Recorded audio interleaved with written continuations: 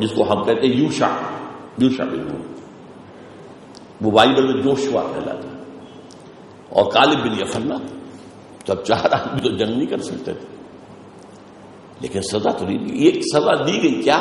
ختم کرنے کی نہیں، استیصال نہیں، بلکہ 40 سال تک اس ارض مقدس سے محروم رہیں گے اور اسی صحرا میں بھٹکتے پھریں گے. انہی 40 سالوں کے دوران حضرت موسیٰ کا انتقال ہو گیا، حضرت ہارون کا بھی ہو گیا. اب 40 سال کے دوران ظاہر بات ہے جو نسل آئی تھی مصر سے وہ تو ختم ہو گئی. اب تو نئی نسل جو یہاں پیدا ہوئی ہے، صحرا میں پلی بڑھی ہے، اس کی سختیاں جھیلی ہیں، اب وہ جوان ہوئی ہے. تب ان کے اندر جہاد کا جو ہے ولولہ پیدا ہوا، اور پھر انہوں نے جہاد اور قتال کیا. حضرت یوشع ابن نون یعنی حضرت جوشوا جسے کہتے ہیں، ان کی زیر قیادت. تو یہ جو فرق ہے اس کو ذہن میں رکھیے. رسول جس کی طرف آئے، اب امیین کی طرف حضور آئے، primarily, secondarily for the whole of humanity. اب امیین پر ان کی زبان میں کتاب نازل ہو گئی،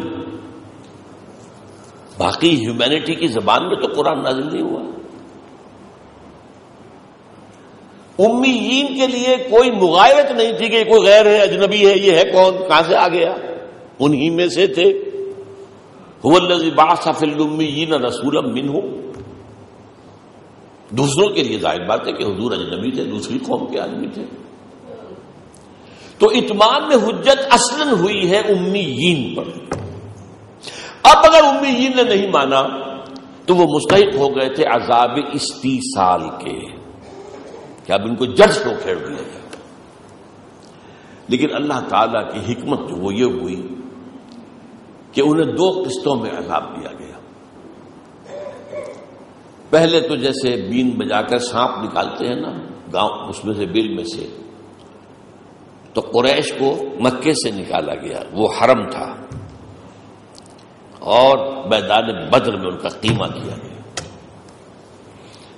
سارے بڑے بڑے سردار ختم، 70 آف دم. اور یہ صحیح احادیث سے معلوم ہے کہ فرشتے شامل تھے اس کے اندر، مسلمانوں کی طرف سے لڑنے والے. کئی صحابی کہتے ہیں کہ میں اگر کسی کافر کی طرف بڑھا تھا کہ اسے ماروں تو میں نے دیکھا کہ پہلے ہی کسی نے مار دیا اس کو، اس گردن توڑ گئی اس کی، ابھی میری تلوار تو دور ہی ہے. تو یہ عذاب الہی تھا. ایک شکل وہ تھی. اور آخری بات کیا تھی؟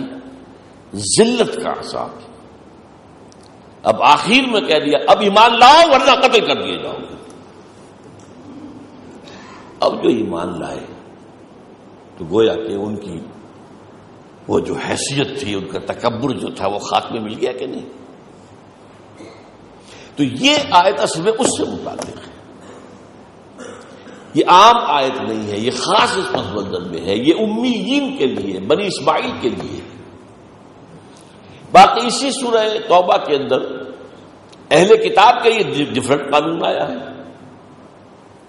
اگر یہ ایمان نہیں لاتے کوئی بات نہیں، چھوٹے بن کر رہیں، جزیہ ہاتھ سے دیں، جان بخشی. لیکن یہ امیین اگر نہیں مانیں گے تو قتل کر دیا جائے. قتل عام ہوگا، مسیکر ہوگا. اگرچہ نوعیت معاملے کی یہ نہیں بالفعل کہ مسیکر کی نوبت آئی نہیں. ایمان لے آئے سب کے سب. کچھ لوگ وہ تھے جو وہاں سے ملک چھوڑ کر چلے گئے، ملک بدر ہو گئے.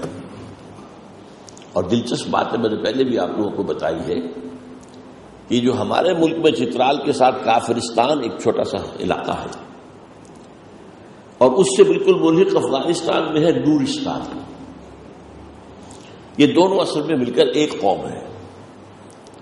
اور ان کا کہنا یہ کہ ہم قرشی ہیں، ہمارے آباء و اجداد، اسلام کا جب یہ آخری حکم آیا تھا تو ہم جزیرہ نما عرب چھوڑ کر بھاگے. ہم عراق میں آئے تو اسلام پیچھے پیچھے عراق میں بھی آ گیا. ہم ایران میں آئے تو اسلام پیچھا کرتا ہوا وہاں بھی آ گیا. افغانستان میں آئے تو اسلام یہاں بھی پہنچ گیا. تو پھر ہم پہاڑوں میں گھس گئے. وہ بڑے دشوار گزار راستے ہیں. چترال کا راستہ اس کے پاس کی جو ہے، افغانستان بھی بہت. تو یہ ملک جو ہے یہ ایک ہوتا تھا پہلے، لیکن جب احمد شاہ ابدالی کا معاملہ ہوا ہے انگریزوں کے ساتھ، ان کا ایک معاہدہ ہوا ہے افغانوں کا، اور افغانستان بنا ہے، تو اس کا ایک ٹکڑا افغانستان میں چلا گیا، ایک پاکستان میں رہ گیا۔ امیر دوست محمد خان والی کابل نے الٹیمیٹم دے دیا، ایمان لاؤ ورنہ قتل کر دیے جاؤ گے۔ وہ ایمان لے آئے، وہ نورستان کہلاتا ہے۔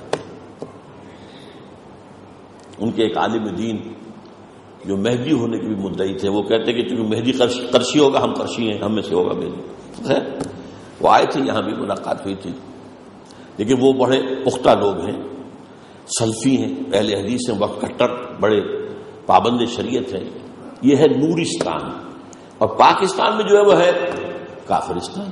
وہ اپنی اس پرانے کفر پر، اسے پاکستان نے پرزرو کیا ہوا سیر کے لیے کہ لوگ آئیں اور دیکھیں ان کے جو کسٹمز کیا ہیں، ان کی عورتیں ناچتی کیسی ہیں، ان کے کیسے کچھ جو ہیں وہ لباس ہوتے ہیں وغیرہ وغیرہ، تو سیاح آئیں سیر کریں۔ لیکن یہ کہ امیر دوست محمد نے الٹیمیٹم دے دیا تھا، وہی جو ان آیاتوں میں آیا ہے کہ باز نہیں آتے تو قتل کر دیے جاؤ۔ تو یہ آیتیں جو ہیں وہ اس سے خاص ہیں، عام نہیں ہیں۔ اور یہ دونوں حدیثیں، معاذ بن جبل کی حدیث کا وہ حصہ اور جو آج ہم نے حدیث پڑھی ہے، یہ بھی دونوں اس واقعے کے ساتھ خاص ہے، عام۔ اس کو عام سمجھ لیا جائے تو بہت بڑی غلطی، بہت بڑی گمراہی، اگر یہ پورا پس منظر سامنے نہ ہو۔ اب میں ایک اور بات آپ سے کہہ دیتا ہوں، چند منٹ ابھی ہے۔ دیکھیے قتال کا معاملہ قرآن میں 3 سطحوں پر ہے۔ پہلا قتال فی سبیل اللہ ہو رہا تھا، جو جہاد فی سبیل اللہ کی ٹاپ ہے۔ 15 برس تک دعوت، تبلیغ، تلقین، وعظ، نصیحت، تربیت، تزکیہ، تعلیم، یہ جہاد تھا۔ پھر قتال شروع ہو گیا اور کہہ دیا گیا کہ اب جب تک دین غالب نہ ہو جائے اور فتنہ ختم نہ ہو جائے تمہارا یہ قتال جاری رہے گا۔ یہ قتال جو ہے یہ گویا کہ آخری مرحلہ ہے جہاد فی سبیل اللہ۔ وہ ان منزلوں سے گزرے بغیر یہ جہاد نہیں ہو، قتال نہیں ہو سکتا۔ دعوت ہو، تربیت ہو، اتمام حجت ہو، لوگوں کو جمع کیا جائے، تزکیہ کیا جائے، ایک نظم کے خوگر ہو، ایک امام ایک امیر کے پیچھے ہو کر جنگ کر رہے ہوں، وہ قتال فی سبیل اللہ۔ اب یہ قتال آج بھی ہو سکتا ہے، کسی غیر مسلم ملک کی اکثریت جہاں پہ غیر مسلم ہے وہاں کوئی مسلمان اٹھ کھڑے ہو، دعوت دیں، اور دعوت کے نتیجے میں وہاں بہت تعداد میں لوگ جو ہیں اگر ایمان لے آئے، پھر وہ اپنے جتھا بنائے، اپنی گروپ بنائے، اور اگر ضرورت پڑے جنگ کرے، اور وہاں پر جو حصہ بھی ان کو مل جائے اس میں اللہ کا دین قائم کر دے۔ اور یہ قتال جو ہے جو مسلمانوں کے خلاف بھی ہو سکتا ہے، اگر کہیں مسلمان حکمران ہی در حقیقت رکاوٹ بنے بیٹھے ہوں اور وہ شریعت کے نفاذ میں اور اسلام کے نظام کے قیام کے اندر وہ مزاحم ہو رہے ہیں، ان کے خلاف جہاد ہوگا، قتال ہوگا۔ یہ امام ابو حنیفہ رحمۃ اللہ علیہ کا فتویٰ ہے، میں اس کا قائل ہوں۔ اہل حدیث حضرات اس معاملے میں بہت نرم ہے کہ مسلمان کیسا بھی ہو لیکن اس کے خلاف، مسلمان حکمران کے خلاف قتال نہیں ہو سکتا، خروج نہیں ہو سکتا، بغاوت نہیں ہو سکتی، لیکن نہیں۔ یہی وجہ ہے کہ عرب ممالک میں آرام سے بیٹھے ہوئے ڈکٹیٹر بھی، بادشاہ بھی، انہیں کوئی خطرہ ہی نہیں، اور ایرانیوں نے وہ ہمت کر کے دکھا دی کہ بادشاہ کو بھگا دیا، جان بچانی اس کے لیے مشکل ہو گئی۔ تو میرے نزدیک ایک قتال تو یہ ہے، قرآن مجید میں اکثر و بیشتر جو قتال کا حکم آیا وہ اس قتال سے متعلق ہے۔ دوسرا قتال یہ جس کا میں نے آج آیت آپ کے سامنے پڑھی، اس کو قتال نہیں کہنا چاہیے، قتل عام کہنا چاہیے۔ قتال تو ہوتا ہے 2 گروپ کا، اب وہ تو مقابلے میں تھے ہی نہیں، ان کی جڑ تو کٹ گئی تھی، ان کی قوت ختم ہو چکی تھی، ان کی کمر ٹوٹ چکی تھی، تو یہ تو قتل عام کا حکم تھا، اگرچہ اس کی نوبت نہیں آئی جیسا کہ میں نے آپ کو بتایا۔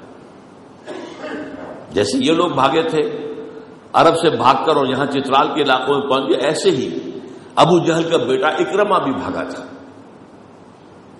اور وہ جا رہے تھے کہنا چاہیے، بعد میں ایمان لے آیا، بہت صادق الایمان اکرمہ۔ جیسے کہ مسلمان حبشہ گئے تھے، اب وہ حبشہ جا رہے تھے، تو یہ ریڈ سی ہے، اس میں کوئی طوفان آ گیا، جس کشتی میں تھے اس کشتی والوں نے سب نے اللہ کو پکارا، یا اللہ یا اللہ یا اللہ یا اللہ.